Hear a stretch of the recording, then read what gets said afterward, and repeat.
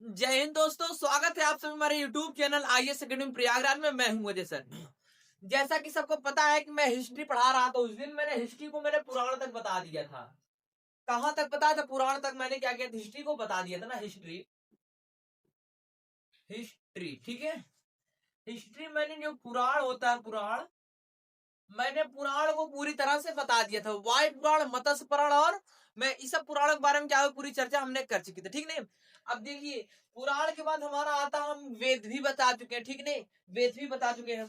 हमें वेदांत आज बताना है। क्या बताना? वेदांत, ठीक नहीं। वेदांत,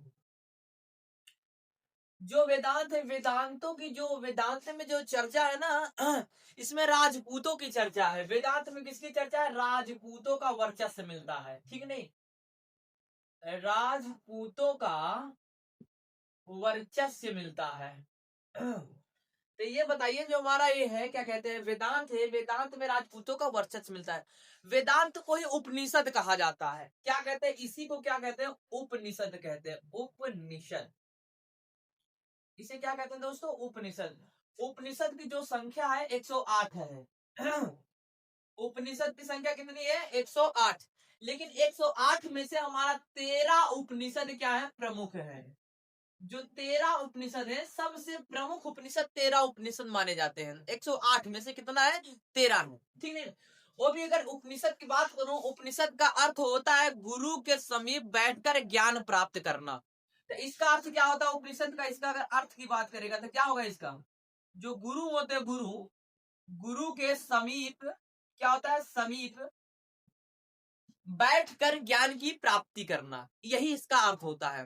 और जो हमारा उपनिषद की बात किया जाए, इसमें सबसे पहला उपनिषद आता है, जो कि सबसे प्रमुख और सबसे प्राचीन उपनिषद माना जाता है, हमारा मुंडकोप उपनिषद। कौन है? मुंडकोप उपनिषद।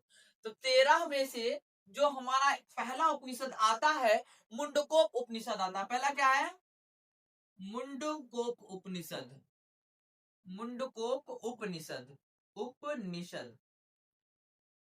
तो ये बताइए, उपनिषद का अर्थ क्या होता है? गुरु के समीप बैठकर शिक्षा प्राप्त करना, फिर ज्ञान प्राप्त करना, जो गुरु के समीप बैठकर किया जाता है। जैसा कि हम समझ सकते हैं, महाभारत में एक कर्ण था और उसके पिताजी को, उसके गुरु जो थे वो परशुराम थे। तो सदैव मैंने देखा हूं कि जो कर्ण के समीप ही उसके गुरु जी बैठते थे और कर्ण उनसे क्या लेता था? शिक्षा लेता था, ठीक नहीं। उसी को उपनिषद कहते हैं, ठीक नहीं। पहला जो उपनिषद है, मुंडकोप उपनिषद है, इसमें जानते हैं सत्यमेव जयते की चर्चा है। किसकी है? सत्यमेव जयते। तो ये बताइए, सत्यमेव जयते किस उपनिषद से है? तुम्हारा मुंडकोप उपनिषद में सत्यमेव जयते की चर्चा है। क्या है? सत्यमेव जयते की चर्चा हमारा मुंडकोप उपनिषद में, ठीक नहीं। हमारा एक उपनिषद जो कि सबसे बड़ा उपनिषद माना जाता है, बृहद नारायण। क्या है? बृहद नारायण। दूसरा उपनिषद अगर मैं बात करूं, बृहद नारायण, बृहद नारायण, ठीक नहीं। यह उपनिषद जो है, हमारा जो एक उपनिषद है बृहद नारायण, जो उपनिषद ये सबसे बड़ा है, ठीक नहीं, सबसे बड़ा। तो ये बताइए, एग्जाम में पूछता है कि सबसे बड़ा उपनिषद कौन माना जाता है, तो बृहद नारायण उपनिषद सबसे बड़ा माना जाता है, ठीक नहीं। सबसे बड़ा उपनिषद हमारा बृहद नारायण है। अगर बात करेंगे सत्यमेव जयते की चर्चा किस उपनिषद में है, तो हमारे मुंडकोप उपनिषद से सत्यमेव जयते की चर्चा लिया गया है। समझ में आने? एक सत्यमेव जयते मूवी बनी है आमिर खान की, आप लोग देख सकते हैं, बड़ा जबरदस्त मूवी हो। रियलिटी में उसमें सत्य के बारे में बताया गया है। झूठ नहीं बोलना चाहिए, ठीक नहीं। झूठ, लोगों का कहना है कि जो लोग झूठ बोलते हैं वो तर जाते हैं, मतलब कि वो बहुत बेकार चले जाते हैं। आप एक बात हमेशा याद रखिएगा, आप किसी को मूर्ख या फिर झूठ बोलकर चूतिया बनाए हैं, ये मत अपने आप को माइंडेड मत समझिए कि हम उससे चालाक हैं, बल्कि ये सोचिएगा कि वह इंसान आपके ऊपर कितना भरोसा किया था, आपने उसका भरोसा तोड़ दिया, ठीक नहीं। तो किसी के साथ झूठ नहीं बोलना चाहिए। ये हमारा क्या है? नियति भी होता है, यही हमारा धर्म है कि झूठ नहीं बोलना चाहिए। बल्कि कुछ भी हो तुरंत बता दो, भाई ये चीज गलत है, ये चीज सही है, ठीक नहीं। लेकिन झूठ मन मन नहीं बोलना चाहिए, क्योंकि एक झूठ बोलने से कई कई ढेर सारे झूठ बोलना पड़ जाते हैं एक झूठ के छुपाने के चक्कर में। तो बाद में गलत साबित भी हो सकता है, ठीक है। देखिए, ठीक है, समझ में आना मेरी बात। और अगर मैं मुंडकोप उपनिषद की बात करूं, इसी मुंडकोप उपनिषद में जानते हैं आप लोग, जो ब्राह्मण है और राजपूत, इन दोनों को विरुद्ध के बारे में बताया गया है कि जो राजपूत कैसे थे और ब्राह्मण कैसे थे, इन दोनों के विरुद्ध किसके बारे में बताया गया, किस उपनिषद में? तो हमारा जो मुंडकोप उपनिषद है, इसमें किसका, ब्राह्मण और राजपूतों का वर्चस्व बताया गया है, और इसमें राजपूतों की संगठन की बातें हुआ है। किसकी बात हुआ है? जो राजपूत है, राजपूतों का संगठन के बारे में बात हुआ है, संगठन, ठीक है नहीं? तो राजपूतों का जो संगठन है किसमें हुआ है हमारा, क्या कहते हैं, मुंडकोप उपनिषद में हुआ है, ठीक नहीं? इसके बाद एक हमारा उपनिषद आता है जलो उपनिषद। कौन है? जलो उपनिषद। हमारा तीसरा उपनिषद कौन सा है? तीसरा जलो उपनिषद, जलो उपनिषद, जलो उपनिषद, ठीक नहीं? जलो उपनिषद, उपनिषद। अगर मैं जलो उपनिषद की बात करूं, पहले और जान लीजिए, जो हमारा मुंडकोप उपनिषद है, ये जानते हैं अर्थरवेद से इसमें चर्चा, अर्थरवेद में किसकी चर्चाएं हैं? मुंडकोप उपनिषद, ठीक है? मुंडकोप उपनिषद में हमारा क्या है, जो अर्थरवेद से लिया गया है। किस वेद से लिया गया है? अर्थरवेद से लिया गया है, ठीक नहीं? अर्थरवेद से हमारा क्या, मुंडकोप उपनिषद लिया गया है। अगर मैं बात करूं जो जलो उपनिषद है, इसमें जानते हैं ब्रह्मा विष्णु महेश, किसकी चर्चा है? इसमें हमारा चर्चा ब्रह्मा विष्णु महेश की चर्चा, ठीक नहीं? ब्रह्मा विष्णु और महेश की चर्चा है, महेश की चर्चा, ठीक है? ब्रह्मा विष्णु महेश की चर्चा है, समझा ना मेरी बात? ब्रह्मा विष्णु महेश की चर्चा किसे है? जलो उपनिषद में, ठीक नहीं? जलो उपनिषद में किसकी चर्चा है? ब्रह्मा विष्णु महेश की चर्चा है। इतना सब कुछ समझ में आ गया ना? देखिए, ठीक है। और अगर मैं बात करूं कि जो हमारा एक जलो उपनिषद है, इसमें जानते हो, इसमें आप लोग पता है एक चीज और है, हम कह सकते हैं नचिकेता। क्या? नचिकेता। इसमें नचिकेता का भी क्या मिलता है? वर्चस्व मिलता है, ठीक नहीं? इसके बाद एक हमारा उपनिषद आता है कठो उपनिषद। कौन सा है? कठो उपनिषद। यहाँ नहीं दिखाई देगा तो हम लिख सकते हैं, यहाँ पर दिखाई देगा ना, ठीक है? कठो उपनिषद। कौन है? कठो उपनिषद, उपनिषद, ठीक है ना? कठो उपनिषद। इसमें जानते हैं आप लोग, इसमें ओम की चर्चा है। किसकी चर्चा है? ओम की चर्चा, ओम की चर्चा सब लोग करते हैं ना, ओम नमः शिवाय, ओम नमः शिवाय। जो ओम की चर्चा है हमारा, ये कठो उपनिषद में किसकी चर्चा है? ओम की चर्चा है। और इसी में अगर मैं बात करूं यम, किसकी? एम, ठीक है ना? एम और नचिकेता, नचिकेता, इसमें एम और नचिकेता का भी चर्चा है, ठीक है? एम और नचिकेता की चर्चा किसमें है हमारा? कठो उपनिषद में। कौन सा उपनिषद हमारा? कठो उपनिषद में ओम किसकी चर्चा हो? इसकी चर्चा, ठीक नहीं? चलिए ठीक है, आगे देखते हैं, ठीक नहीं? अगर मैं बात करूं जो इसी में क्या कहते हैं, जो हमारा जलो उपनिषद है, इसी में जानते हो त्रिमूर्ति की चर्चा है। त्रिमूर्ति किसकी चर्चा है? त्रिमूर्ति की चर्चा है, ठीक है? इसमें 4 आश्रम का भी चर्चा है, 4 आश्रम, ठीक नहीं? इसमें 4 आश्रमों की भी क्या है? चर्चा है हमारा जलो उपनिषद में, ठीक नहीं? हमारा एक उपनिषद है जिसको हम कह सकते हैं आलोक उपनिषद। कौन सा उपनिषद है? आलोक उपनिषद, आलोक उपनिषद, उपनिषद, ठीक नहीं? जो हमारा ये आलोक उपनिषद है, ये सबसे बाद में लिखा गया है, सबसे बाद में लिखा गया है, ठीक नहीं? सबसे बाद में लिखा गया है। तो ये बताइए, पूछेगा सबसे बाद में कौन सा उपनिषद लिखा गया है, तो हमारा आलोक उपनिषद सबसे बाद में लिखा गया है। अगर राजा पूछेगा किस राजा के समय में लिखा गया था, तो आप लोग जानते मुगल वंश का एक राजा था जिसका नाम था अकबर। क्या नाम था? अकबर। तो आलोक उपनिषद जो है ना, अकबर के समय में लिखा गया था, अकबर, ठीक नहीं? ये अकबर के समय की बात है, ठीक नहीं? अकबर के समय में हमारा आलोक उपनिषद की चर्चा है, और सबसे लास्ट में लिखा गया था, सबसे बाद में लिखा गया था। एक चीज और जान लीजिए, जो वेद और वेदांत, कैसी? जो वेद और वेदांत की जो रचना करने वालों को उपाध्याय कहते हैं। क्या कहते हैं? उपाध्याय। तो ये बताइए, वेद और वेदांत की रचना करने वालों को क्या कहते हैं? उपाध्याय कहते हैं। समझा ना मेरी बात? उसको क्या कहते हैं? उपाध्याय कहते हैं। और एक चीज और जान लीजिए, जो सबसे बाद में लिखा गया हमारा आलोक उपनिषद है, और जलो उपनिषद में किसकी चर्चा है? त्रिमूर्ति, 4 आश्रम की चर्चा, ब्रह्मा विष्णु महेश की चर्चा, और एम और नचिकेता की चर्चा हमारा जलोपनिषद से, ये किस जलोपनिषद में ही है। देखिए ठीक नहीं।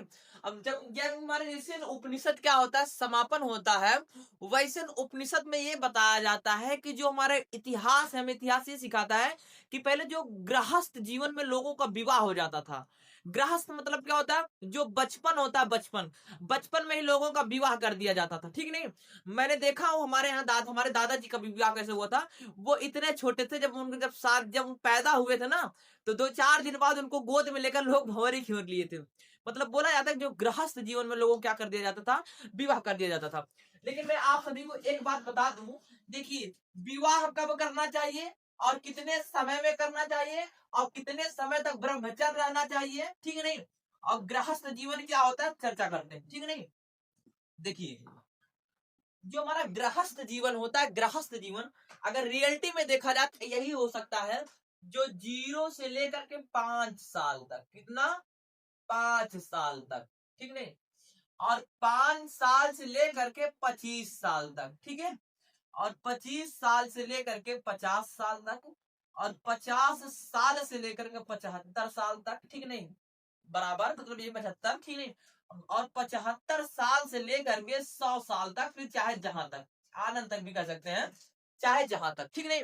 अगर मैं बात करूं कि जो 5 से लेकर जो 0 से लेकर जो 5 वर्ष तक है, इसमें लोगों को जानते हो बच्चे जो होते हैं उनको खेलना कूदना चाहिए, कितना? खेलना, ठीक नहीं। इसमें क्या करना चाहिए? खेलना कूदना चाहिए, सिंपल ही बात, हमें खेलना कूदना चाहिए, ठीक नहीं। अब बच्चे देखिए ऐसे करते भी हैं, ये जो 5 साल के रहते हैं बहुत खेलते हैं, ठीक नहीं। बच्चों को संभाल ही नहीं सकते, रोते बहुत तेज रोकू करते हैं। अगर मैं बात करूं जो ये 5 साल से जो 25 साल तक है, इतने में ब्रह्मचर्य रहना चाहिए, क्या रहना चाहिए? ब्रह्मचर्य, ठीक नहीं। इतने साल तक आपको ब्रह्मचर्य रहना होगा। यदि कोई स्टूडेंट है तो उसको इतने वर्ष तक क्या होता है, उसको ब्रह्मचर्य रहना होगा। पता है क्यों? क्योंकि जो लोग, मैं गारंटी देता हूं, जो लोग जिनकी उम्र 12 साल है, वो 12 साल से लेकर के अगर वो 20 वर्ष तक अपने उम्र को कंट्रोल कर ले गए, उनको किसी की औकात नहीं है कि उनको सिलेक्शन से कोई रोक ले। मतलब हालांकि शरीर होता है, शरीर प्राकृतिक द्वारा है, इसमें हार्मोन्स ज्यादा घटता बढ़ता रहता है तो लोगों के दिमाग चकड़िया रहता है, ठीक नहीं। लोग लाल पीला हरा करते हैं, समझ आ गई मेरी बात। तो वो अगर इसमें अगर मैं कहता हूं यदि वो कोई भी इंसान हो, वो अगर अपनी शरीर को संभाल ले, कंट्रोल कर ले, जो अपने आप कंट्रोल कर लेगा ना, वो राजा हो जाएगा, राजा, ठीक नहीं।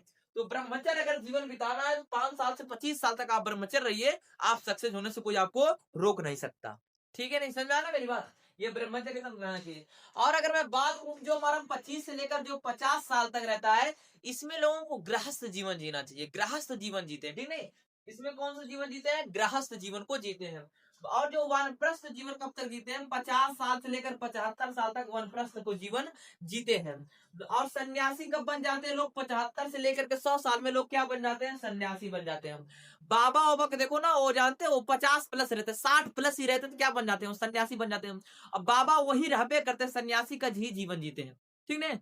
इसके बाद हमारा साहित्य आ जाएगा। साहित्य पे ये देखा है सबसे प्रमुख साहित्यिक है क्या, तो मनुस्मृति सबसे प्रमुख माना जाता है, ठीक नहीं।